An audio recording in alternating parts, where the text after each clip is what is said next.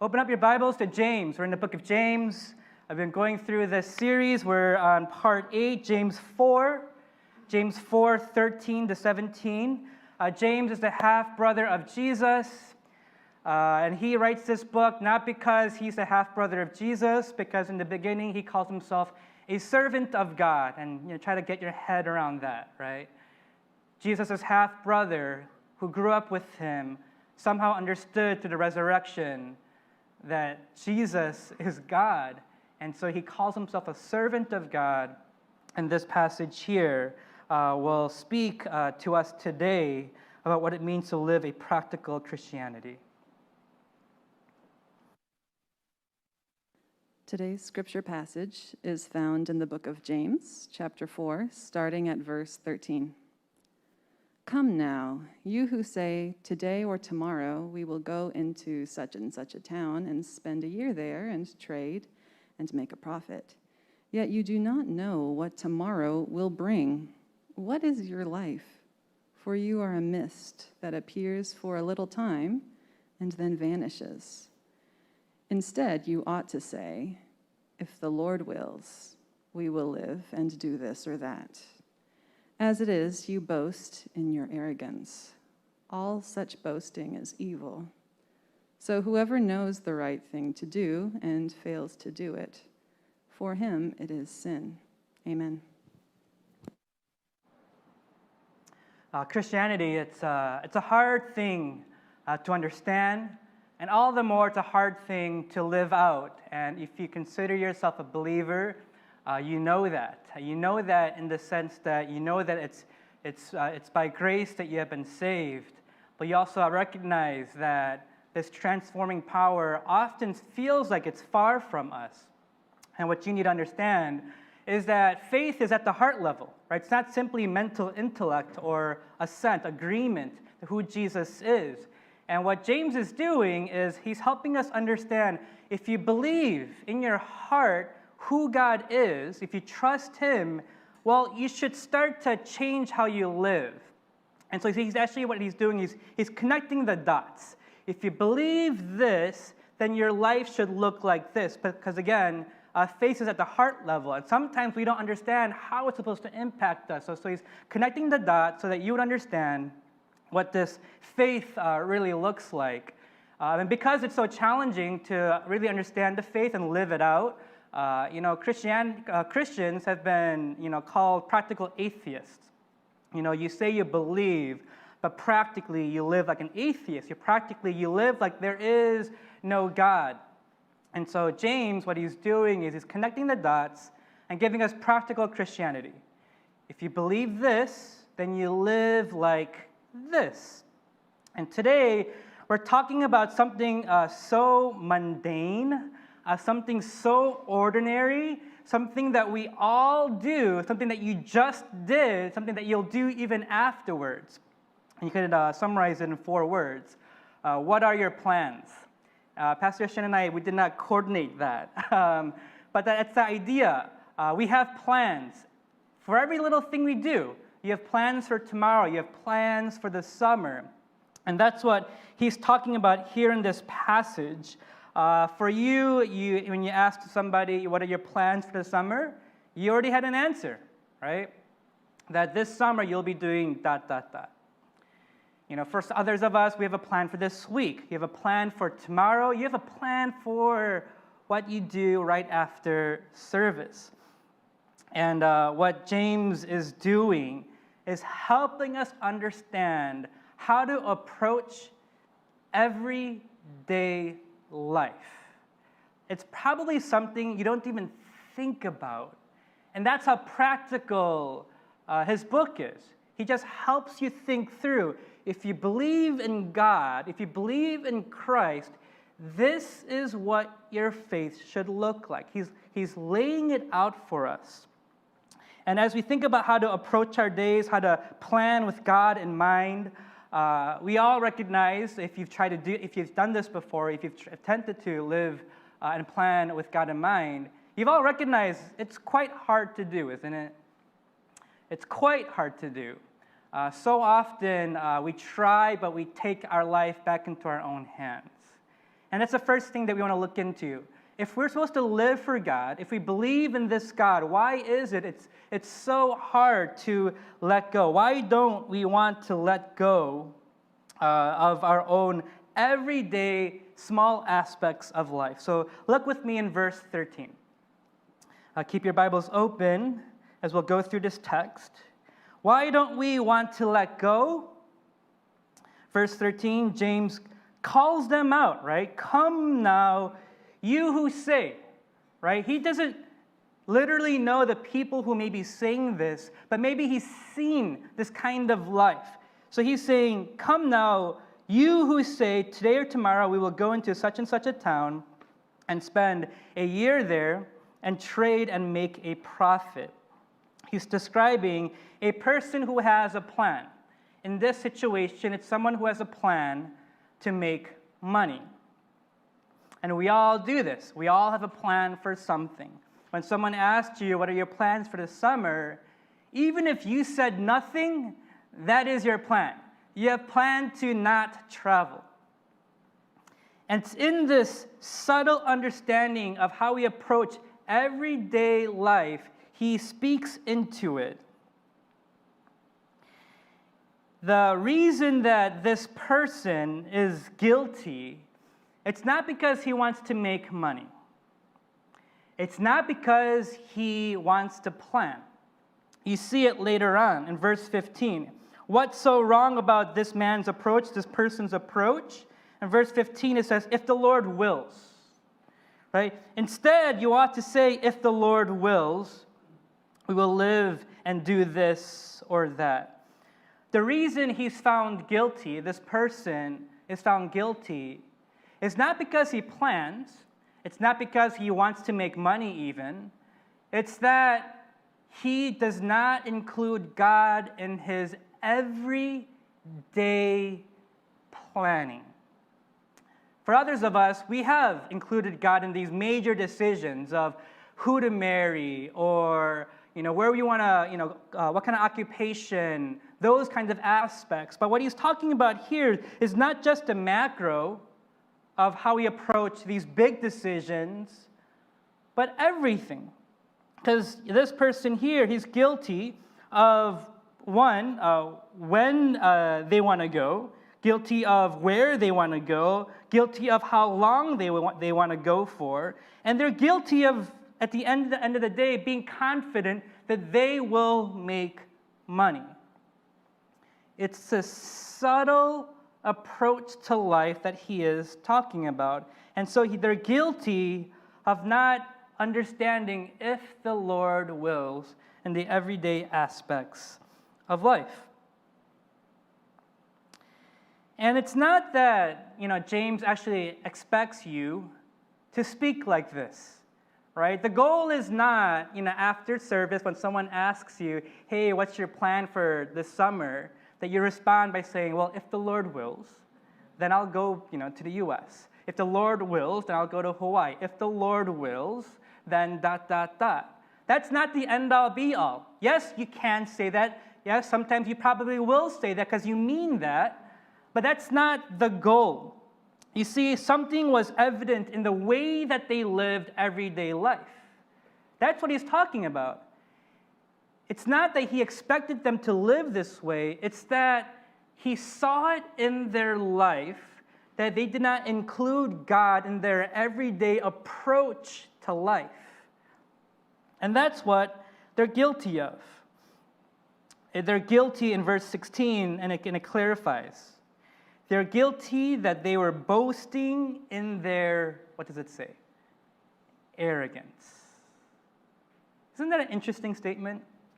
Usually the way that we talk about boasting is, oh, this guy, he just talks all the talk about something, right? Oh, I'm the best at this, right? He's got this way in which he approaches his workplace or maybe the sport. And so you think, oh, he's so proud in this, maybe his athletic ability, maybe it's his knowledge. And what's James talking about here? You're boasting in not a practice, you're boasting in your arrogance. And that's the issue. it's something that it's so hard for us to pinpoint. Where is there a disconnect in how I live and what I believe? Where is a disconnect? And what he is doing is basically asking us, pause, hold up.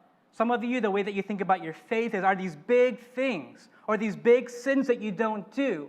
And what he's addressing here is after service, how do you approach even that aspect of leaving here? What you plan to do after service, what you plan to do this week, what you plan to do this summer. And he's getting at that underlying boasting of arrogance. What he is guilty of is self-reliance. A self-sufficient self-reliance. I can do this and I will plan to do this. I don't even regard God in these daily aspects of life. And he's saying that is the issue. Because again, he's not expecting people to say, well, after church, if God wills, I'm going to go to iPark and eat dinner. And if the Lord wills, right, that's not the whole goal. The whole goal is, can you learn to see life where you are a dependent, you are creation, and there is someone who is sovereign, and learn to see that. I think this is potentially the most subtle and pervasive message that you have heard throughout your whole life that has seeped into your own faith. It's so subtle, right? You know you shouldn't lust, right? You know you shouldn't be greedy, right? You know that you shouldn't be envious. You know you shouldn't gossip. And it's these bigger, practices that we are aware of that we say, oh, I shouldn't do that. When you fall into that, when you commit that, you feel guilty. But what he's addressing here is, how do you even think about your days? Your subconscious and how it works. And that's what he's talking about. I think it's one of the most subtle but yet pervasive messages that you can do it. And it's all about you. It's a self-reliant message that you have heard over and over and over. How do we know this? One of the most commonly played songs in a funeral, you know what it is? One of the most commonly played songs on this one site, it was the number one song played in funerals. It's Frank Sinatra's song, My Way. I know I'm speaking to a young crowd that's like, who is Frank Sinatra? And two, what is the song, My Way? But if you know the song, you probably enjoyed this song. It's actually a great song that if you heard it, it's one of those old tunes that you'll want to hum along to, because it has this great, feel of the song. And I'm not going to sing it for you. But what I actually want to do is actually go through this song. We're actually going to exegete this song. And he says, and starts, and now the end is near, and so I face the final curtain. My friend, I'll say it clear. I'll state my case, of which I'm certain. I've lived a life that's full. I've traveled each and every highway. And listen to these words. And much more than this, I did it my way. Isn't it interesting that this is one of the top played songs in funerals? Second verse. Regrets. I've had a few, and then again too few to mention. I did what I had to do. I saw it through without exemption. And listen to these words. Are these not the words of James? I planned each charted course, each careful step along the byway. And much more than this, I did it my way. Yes, there were times, I'm sure you knew, when I bit off more than I could chew, and through it all, when there was doubt, I ate it up and spit it out. I faced it all, and these words, again, the arrogance. I stood tall. Even though I've messed up, I stood tall. I did it my way. I've loved, I've laughed, I've cried. I've had my fill, my share of losing.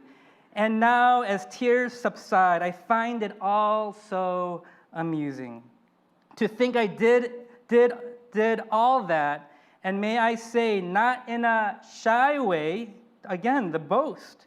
Oh no, not me. I didn't do it the shy way, I did it my way. And then this is the last verse. What is man? What has he got? If not himself, then he has not. To say the things he truly feels and not the words of one who kneels. The record shows I took the blows and did it my way. Yes, I did it my way. That's the song. And I don't want you to go to a funeral and be judgmental, right? You should have compassion on any funeral that you go to and they sing a song like this. But taking a step back from that place, if we can kind of look at what's going on here, this song is blatantly about, I did it my way. And there's something that resonates to the human heart. There's a reason that's played in so many funerals. There's a reason when you think about that person and you think about he did it his way. There's something within us that actually can sympathize with that. In our flesh, we'd want to even commend that. And this is what James is talking about. It's this subtle, it's all about me and I can do it mentality. It's so insidious, right? You can't see it, but it's there. And that's what he's talking about. Why is it the most played song in a funeral? It's because we love to boast. We love to boast about our accomplishments and what we did. And we see that person, we say, yeah, you did it. You did it your way. And that's what he's talking about. That's not the way to live. You are not the end-all judge. There is a way that you should live. There is someone that you should kneel your life to. That's why we don't want to let go. If you don't want to let go, you have to recognize why.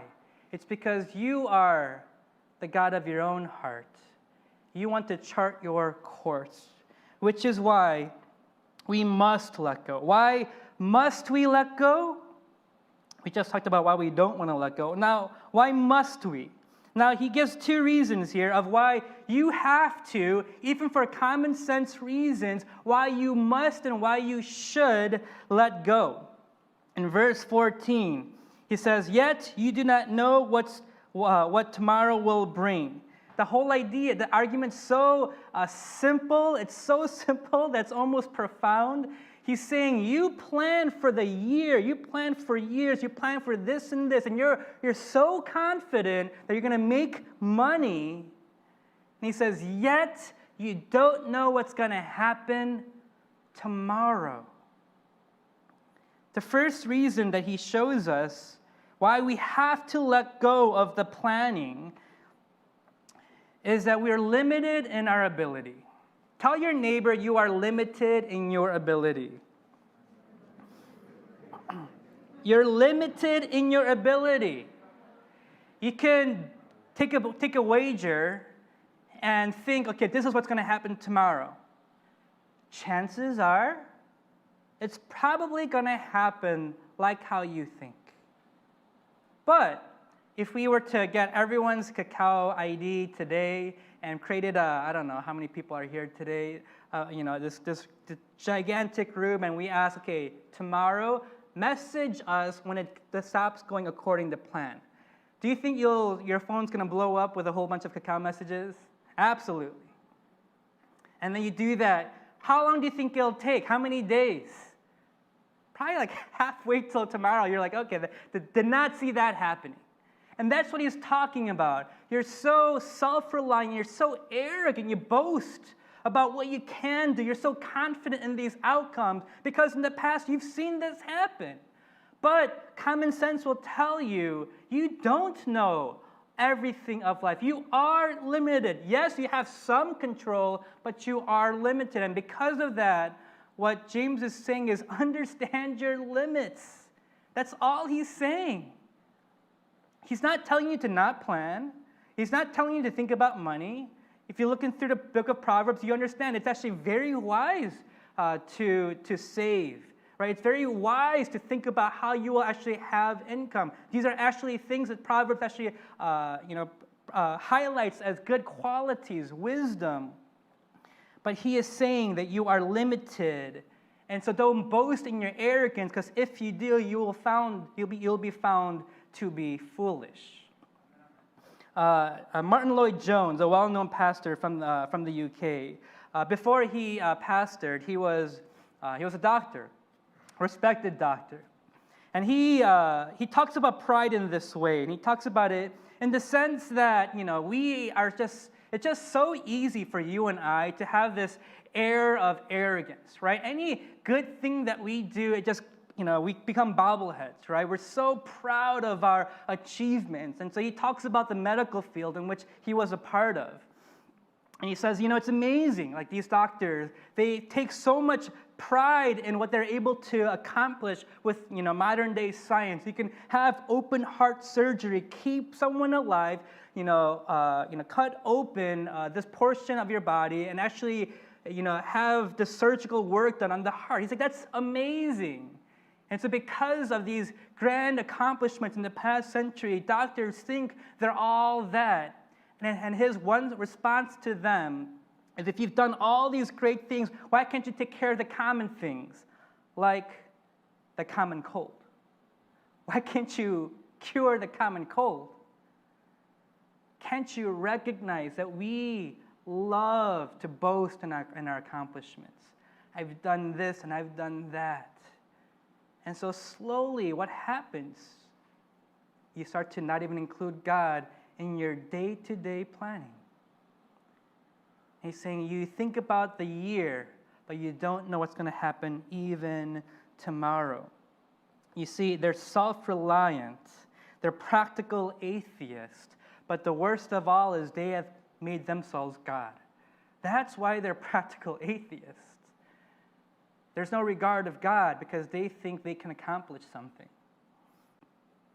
I've mentioned this before. But this is the reason that we as a generation, we struggle with so much anxiety. Because we have so much power available to us. With a click of a button, right? We can watch any show. Like with a few words typed, on the computer, you can find any information. And so you don't even know what you don't know, because when you don't know it, it's so easy to access it. And so because we've been in this constant, feedback loop of getting everything that we want. If we want something tomorrow, what do? We go to Coupang, we get it by tomorrow, right? That's the world we live in. And the reason we struggle with so much anxiety today is the problem is not this. The problem is not that we're not in control. We think that's why we have anxiety. The reason we have anxiety is because we have believed the lie that we should be in control. Do you see the difference? So often when you get anxious, when something is unfolding, you don't know what's going to happen, and this worry, this anxiety kind of wells up within you. The reason you have this anxiety, at least the reason you think you have this anxiety, is because you don't know what's going to happen tomorrow, but you think you should be in control. And what this passage is saying is that's the lie. You think you should be in control. It's your pride that fuels the worry. And I don't want to belittle anxiety. I think anxiety is multifaceted. But I do think this is one core aspect of why we struggle and why so much of us have anxiety. Right? Why we can't let go when something happens that's not a part of the plan. Because for us, we've got things lined up, and in our minds, in our finite minds, we think this is how it should be. You see, anxiety is not caused by the circumstances outside. It's really a result of the pride within. We think We should be in control. We demand to be in control. And so when we are not in control, it's anxiety, it's worry, it's pointing our finger, saying to God, God, where are you? Because it's not going according to my plan. You see, he's saying, recognize that you don't even know what's going to happen tomorrow. Be aware of your ability and how limited you are. But also, he goes on in verse 14, talking about the brevity of life. Not only do you not know what's going to happen tomorrow, if you can actually take a step back and understand, you are but a mist, right? Verse 14, what is your life? For you are a mist that appears for a little time and then vanishes. You're gone. Right? You think about even someone like your grandparents or even your great-grandparents. Right? Someone that you're related to, how little you know them. Because what happens?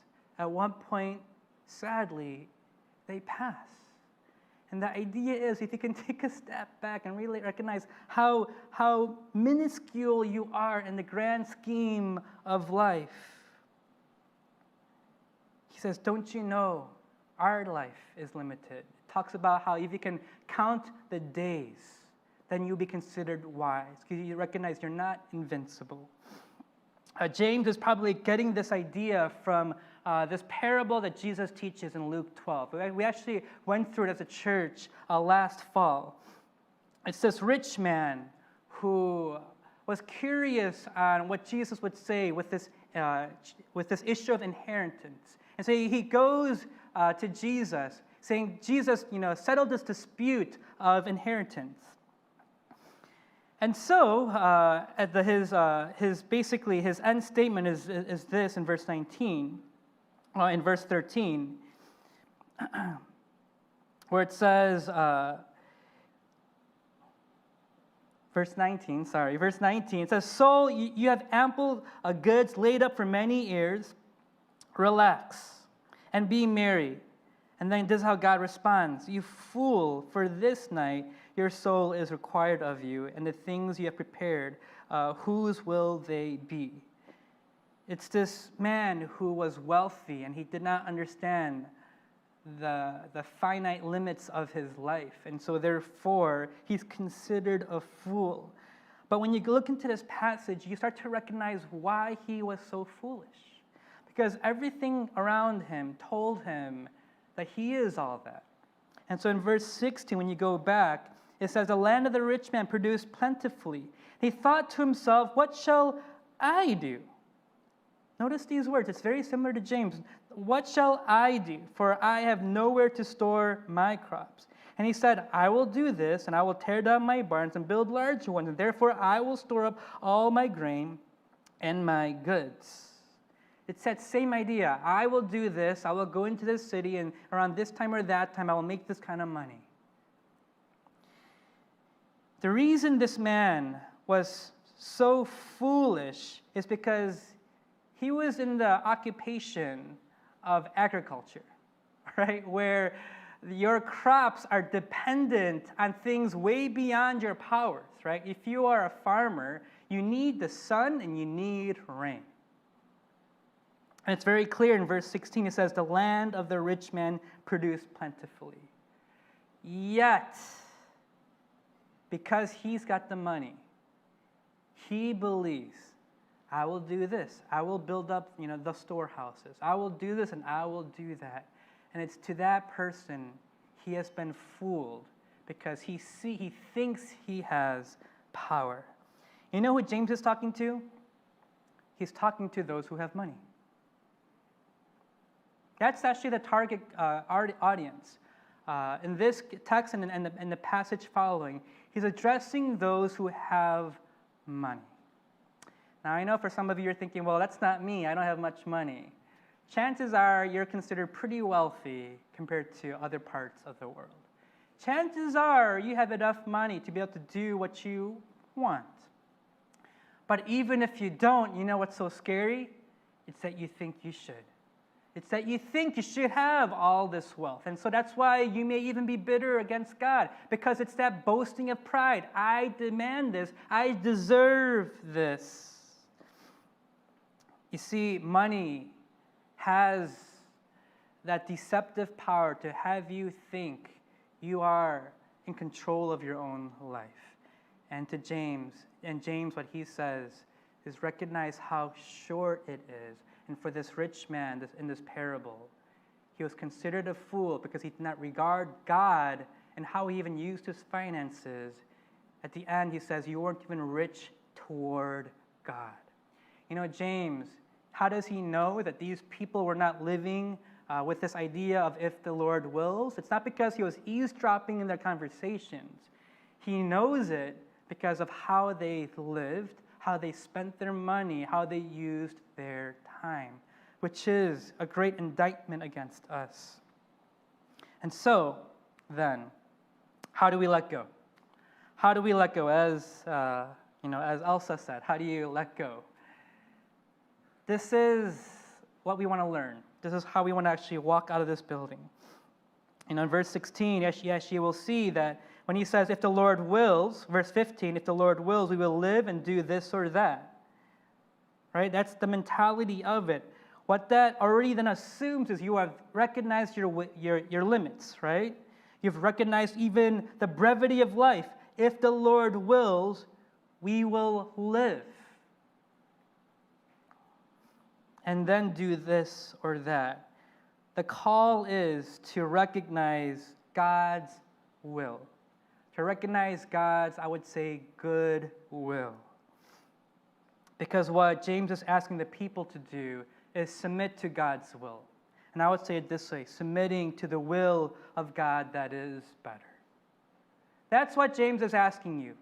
Think about today, think about tomorrow. Things may go according to plan, or things may not go according to plan.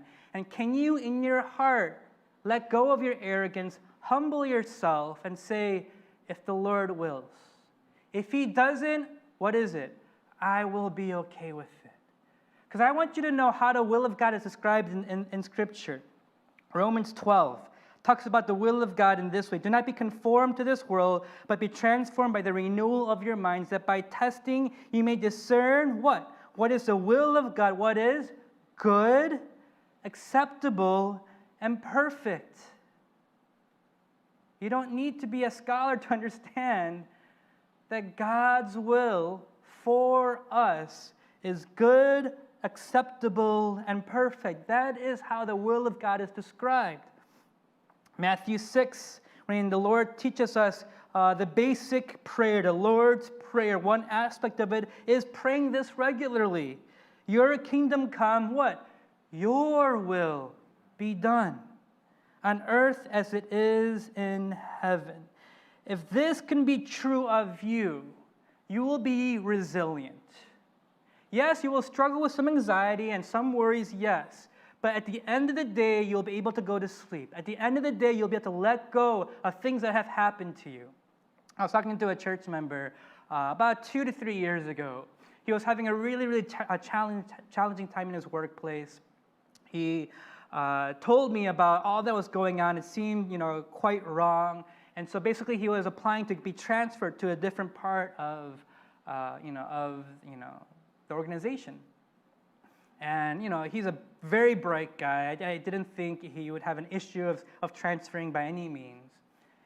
And so, I call him after he should have found out about what happened. And he told me he didn't get the position, and he was shocked. And so I talked to him, and I asked him, about what's going on and how he feels. And I was so surprised by how he responded. He says, yeah, it's hard, but he said this, God is sovereign, right? I mean, we believe that, right? He said, I'm okay. And I believed it. I didn't think he was just saying some Christian words. There was something about his response that, speaks to me today. Yes, he was disappointed, but he was so sure that it was God's providence. That's why he didn't get it. It wasn't a blow to his identity, his value. It was a knock on those things. He said, well, God didn't give it to me, so we believe God's sovereign, right? We believe he's in control. I'm okay. And that's what you can be like through all that happens. Your hopes that you have for tomorrow and this year, When it doesn't work out, yes, you'll be sad, but you can say, God's sovereign, right? I'll take that to the bank. I trust him. Jim Elliot was a well-known missionary, and many of you know his story. He actually ended up giving his life for this people group. And near the end of his life, he died, I think, about 7 years after college. So he was quite a young man. And in his letters, he wrote a lot about, I may end up dying young. And he didn't know why, but he just kind of had this sense to be prepared to die. And to his sister who was married recently, he writes this in his letter. He says, I've been thinking lately that life in the will of God is better in each phase that we enter. So I can say honestly today, this is the best year of my life. And then he prays for this couple. I'm praying this for you both, that there will not be a sense of climax and then a fading such as I have observed in some young married couples, but rather that the full experience of life as it was meant to be lived from the beginning for adults might be an increasing thing. God delivered us from this lolling back and saying, I've had it. Instead, he says, we haven't had everything, only all we could take for our time being. He is saying, if we can understand that if we give all of our hearts, our lives to the will of God, what he's saying is, if you can do that, you can say that this is the best year of my life. When you give yourself to that. And to understand that there's seasons of God's will in your life. And for this season, to give God your all. And as you do that, you'll recognize what God is doing. Yes, your life may not look like other people's life, but when you give all of your heart to it, you start to realize what God is doing. And you can say, yes, it's painful, but it is good because His will is good, pleasing, and perfect. And for this season, when you do that, He will give you all that you can handle. What's surprising is this language of if the Lord wills. It was actually quite common in Scripture. When you actually read Scripture from front to back, especially in the New Testament, you actually see people use this language. You see Paul use this language. But the one that I want to highlight most importantly is Christ himself. Him being God, him having no sinful nature, he uses this language, doesn't he? When he's in the garden and he thinks about what's going to happen as he goes to the cross, what does he say? God, take this cup away from me. I don't want to go through the suffering. He's a human being. Yes, God, but the pain is real. The nails were real. The wrath of God on him for our sins was real. And if that was me, I'd be like, I'm not taking the cup, period. But Jesus says what? If you will, I'll drink the cup. Lord, your will be done. How can you be so sure that his will is good, pleasing, and perfect? We just sing it. God is for us so that through it we would be united to him. This was the plan from the beginning, Ephesians 1, 3-5. Blessed be the God and Father of our Lord Jesus Christ, who has blessed us in Christ with every spiritual blessing in the heavenly places, even as he chose us in him before the foundation of the world.